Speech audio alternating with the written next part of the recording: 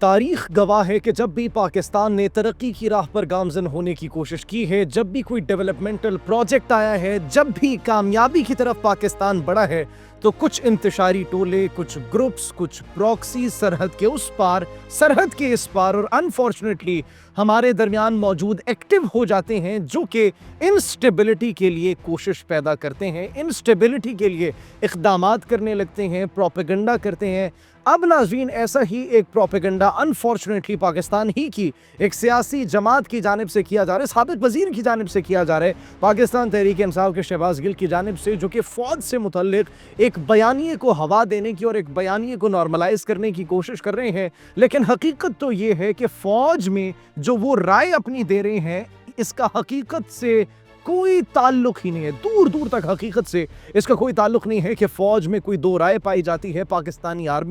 पाकिस्तानी फ़ौज एक्चुअली पूरी दुनिया में अपना लोहा इसलिए मनवाया है उन्होंने, क्योंकि पाकिस्तानी फ़ौज एक कमांड के तहत, एक ही लीडरशिप के तहत चलती है। There is no second option, there is no second opinion. और यही हमारी फ़ौज की मजबूती, यही हमारी फ़ौज की यूनिटी, यही हमारी फ़ौज के इस्तेहकाम का एक मुंह बोलता सबूत है। लेकिन अब वो प्रोपेगेंडा जो सरहद के उस पार से किया जा रहा था, अनफॉर्चुनेटली दुख होता है उसको देखकर, जब सरहद के इस पार भी आपकी अपनी पॉलिटिकल पार्टीज़, आप तरक्की की राह पर एक जानिब गामजन हो तो दूसरी जानिब उन्हीं मुखालिफिन, उन्हीं ग्रुप्स, उन्हीं प्रॉक्सीज़ के बयानिए को लेकर चलो। लेकिन ये बावसूख ज़राए ने मुकम्मल तौर पर इस प्रोपेगेंडे को एक्सपोज कर दिया है, रद्द कर दिया है। फ़ौज के अंदर किसी किस्म की कोई भी ऐसी बात नहीं पाई जाती और ऐसे कोई भी धड़ेबंदी नहीं हुई,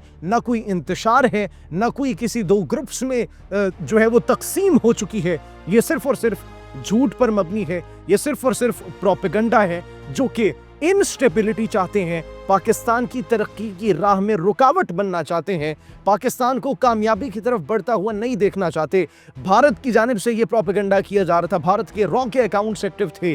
अफगानिस्तान की जानिब से अफगानिस्तान के कुछ ग्रुप्स और प्रॉक्सीज जो कि मुसलसल पाकिस्तान पर हमलावर हो रहे हैं, उनकी जानिब से ट्वीट्स की जा रही थी, उनकी जानिब से इसी प्रोपेगेंडे को, इसी बयानिए को हवा देने की कोशिश की जा रही थी। और अब उनको नया कंटेंट मिल गया, अब उनको नया मवाद मिल चुका है कि ये देखिए, यही पाकिस्तानी है जो कि अपने मुल्क, अपनी फ़ौज के खिलाफ जो है वो बोल रहे हैं और उनकी हकीकत को बयान कर रहे हैं, जिसका हकीकत से दूर दूर तक कोई ताल्लुक नहीं है। जिस तरीके से भारत के प्रोपेगेंडे को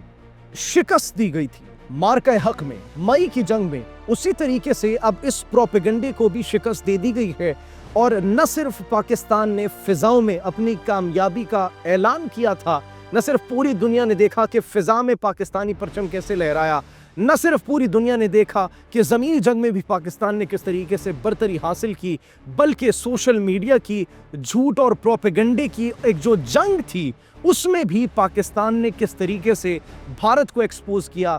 भारत के उन अकाउंट्स को एक्सपोज किया,